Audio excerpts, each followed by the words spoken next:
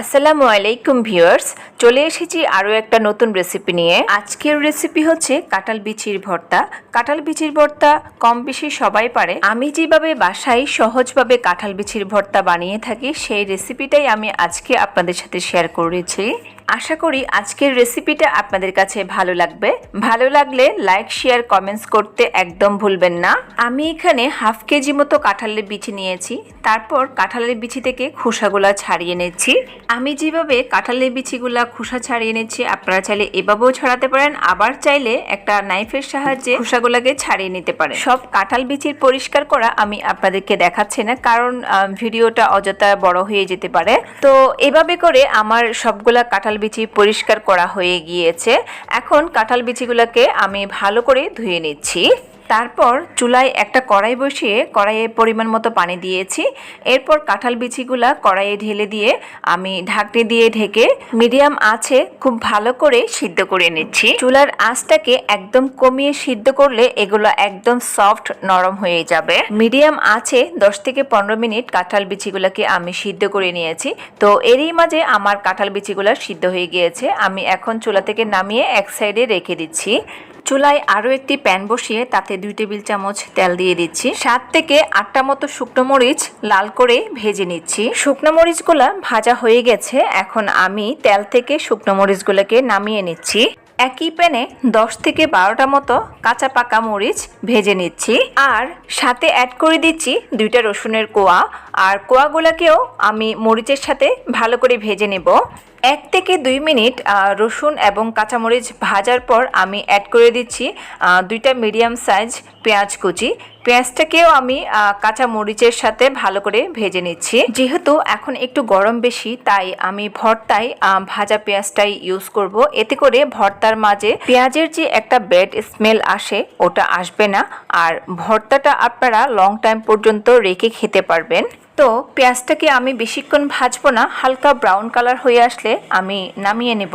Same প্যানে আমি 1 table চামচ মতো তেল দিয়ে দিয়েছি। আর 4 পিস রুই মাছ আমি এখন তেলে দিয়ে দিচ্ছি। আর আমি এখানে রুই মাছ দিয়ে ভর্তাটা বানিয়ে দেখাবো। আপনারা চাইলে যে কোনো মাছ দিয়েও বানাতে পারেন। তো মাছটাকে আমি আগে থেকে হলুদ এবং লবণ মাখিয়ে রেখেছিলাম।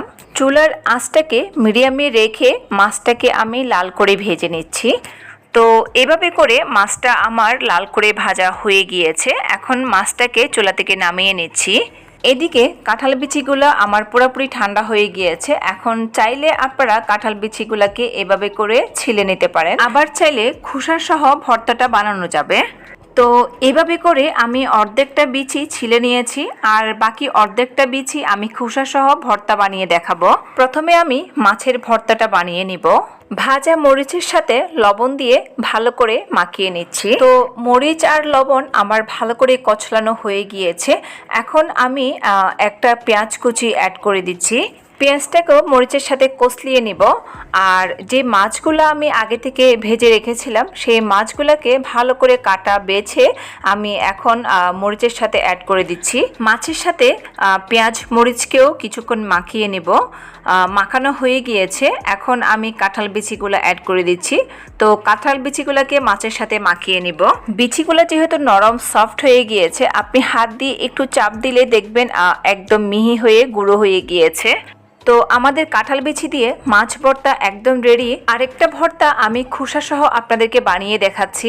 বিচিগুলোকে একটু চাপ দিলে দেখবেন বিচিগুলা ভেঙে যাচ্ছে। তো এই ভর্তাটা খেতেও কিন্তু খুবই মজা।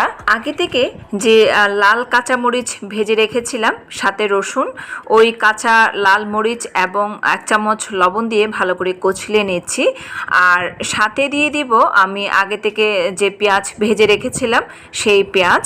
এর আগের ভর্তায় আমি কাঁচা পেঁয়াজ ব্যবহার করেছি, আর এই ভর্তাতে আমি ভাজা পেঁয়াজ ব্যবহার করছি। তবে আপনারা চাইলে কাঁচা পেঁয়াজ দিয়েও এই ভর্তাটা বানিয়ে নিতে পারেন। তবে তেলে ভেজে পেঁয়াজ দিয়ে ভর্তা বানালে খেতে কিন্তু খুব দারুণ লাগে। তো এরই মাঝে আমার ভর্তাটাও রেডি হয়ে গিয়েছে। চাইলে আপনারা বাটাবাটির ঝামেলা ছাড়াই এভাবে ভর্তা বানিয়ে নিতে পারেন। খেতে কিন্তু খুব দারুণ হয়েছে। যাদের কাছে আমার এমন সহজ রেসিপিগুলো ভালো লাগে আমার চ্যানেলটাকে সাবস্ক্রাইব করে দিবেন, রেসিপিটাকে একটা লাইক দিয়ে পাশের ছোট্ট বেল আইকনটা অল করে দিবেন। এতে করে আমি যখনই কোনো নতুন রেসিপি আপলোড করব আপনার কাছে নোটিফিকেশন চলে যাবে সাথে সাথেই। তো আজ এখানেই বিদায় নিচ্ছি, দেখা হবে আবারও কোনো নতুন রেসিপিতে। সে পর্যন্ত সবাই ভালো থাকবেন। আল্লাহ হাফেজ, আসসালামু আলাইকুম।